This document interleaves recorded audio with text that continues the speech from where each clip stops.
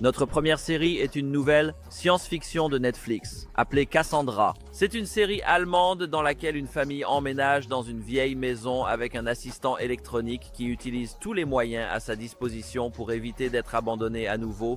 Cassandra s'inscrit dans la tendance populaire des IA qui tournent mal. Ce n'est pas exactement le concept original, mais j'espère que ce sera divertissant. Vous pouvez découvrir cette série de 6 épisodes sur Netflix à partir du 6. Ensuite, les fans de thriller seront ravis de voir le retour de la série Yellow Jackets sur Showtime. C'est la 3e saison de Yellow Jackets et elle continue l'histoire d'une équipe de football féminin dont l'avion s'écrase et les laisse coincés au cœur de la nature canadienne.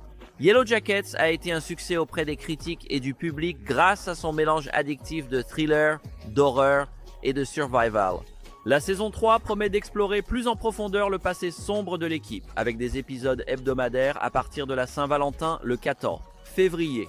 Vous pouvez le regarder sur Showtime ou Paramount Plus avec Showtime. Ensuite, le 16, c'est le retour de Tracker de CBS. La saison 2 de Tracker a pris une longue pause pour éviter les matchs de la NFL et les cérémonies de remise de prix diffusées sur CBS. Mais la seconde moitié de la saison 2 reprendra en février. Cette série suit Coulter Shaw, qui parcourt le pays pour aider la police et des citoyens privés à résoudre des crimes et à retrouver des personnes disparues. La saison 2 de Tracker, partie 2, comptera 14 épisodes et commencera à être diffusée chaque semaine sur CBS et Paramount Plus à partir du 16. Puis, février voit le retour d'une autre série acclamée par la critique, The White Lotus. Ce sera la 3e saison de cette série de comédie noire qui suit la vie des riches, clients et du personnel dans des stations balnéaires de luxe. Il y a déjà eu beaucoup de bruit autour de la saison 3 de The White Lotus, les 2 premières saisons ayant remporté plusieurs Emmy Awards. La saison 3 revient avec un casting presque entièrement nouveau et un magnifique décor en Thaïlande. La saison 3 de The White Lotus comptera 8 épisodes et sera diffusée le 16 sur HBO. Et la série de streaming Max, Netflix va lancer une toute nouvelle série en février, le thriller politique Zero Day. Zero Day parle d'un ancien président des États-Unis, un président qui cherche les responsables d'une cyberattaque mondiale catastrophique qui a entraîné un chaos généralisé et de nombreuses pertes humaines. Zero Day mettra en vedette Robert De Niro et apparemment c'est son tout premier rôle dans ce genre. La série est créée par Eric Neumann, qui a également créé Narcos et Narcos, Mexico. Et Zero Day promet de livrer une intense intrigue politique et un suspense qui devrait plaire aux fans de thriller. Vous pouvez regarder ce 6e épisode de la mini-série sur Netflix le 20 février. Ensuite, l'une des plus grandes séries qui revient en février, c'est Reacher d'Amazon Prime. Je n'ai jamais été aussi jaloux d'une fourchette.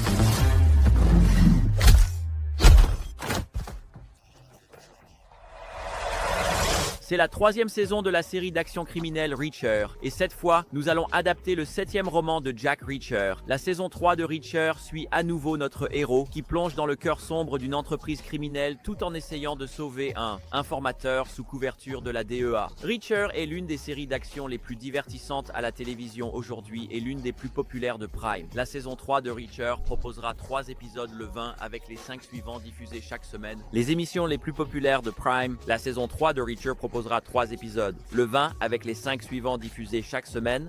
Vous pouvez le regarder exclusivement sur Prime Video. Une autre bonne série de thrillers revient ce février. Cette fois, c'est Surface d'Apple TV+. Ce sera la 2e saison de la série qui parle d'une femme qui a tenté de se suicider mais qui survit et oublie pourquoi elle a essayé de se tuer en premier lieu. La saison 2 de Surface comptera des épisodes et commencera à diffuser des épisodes chaque semaine sur Apple TV+, à partir du 21. Alors les fans de Peaky Blinders seront ravis de voir ça.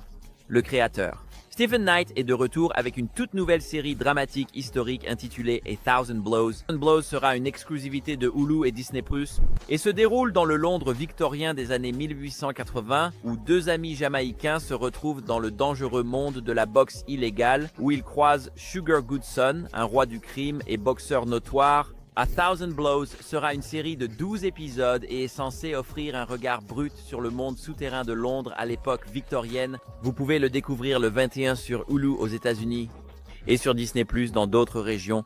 Les fans de western seront ravis de voir le retour de la série préquelle de Yellowstone 1923. La saison 2 de 1923 ramène Harrison Ford et Helen Mirren dans le rôle de la famille Dutton qui fait face à de nombreux défis au ranch de Yellowstone, y compris l'expansion de l'Ouest, la prohibition et la Grande Dépression. L'ensemble de la saga Yellowstone est l'une des meilleures et des plus divertissantes séries western à la télévision aujourd'hui et c'est définitivement un incontournable pour les fans de l'Ouest sauvage. La saison 2 de 1923 sera la dernière saison et comprendra 8 épisodes avec de nouveaux épisodes diffusés chaque semaine le dimanche. Vous pouvez le regarder sur Paramount Network et Paramount Plus le 23. Aussi le 23, il y a une nouvelle série dérivée de Sweet, appelée Sweet LA. La série suit Ted Black, un ancien procureur fédéral de New York qui s'est réinventé à Los Angeles, représentant certains des clients les plus puissants de la ville. Costumes LA apporte une nouvelle perspective à l'univers bien-aimé de Sweet et est à nouveau créé par Aaron Korsh. Vous pouvez regarder Sweet LA le 23 février sur NBC. Ensuite, j'ai aussi quelques séries bonus rapides pour vous, en commençant par la série animée pour adultes d'Amazon Prime Invincible.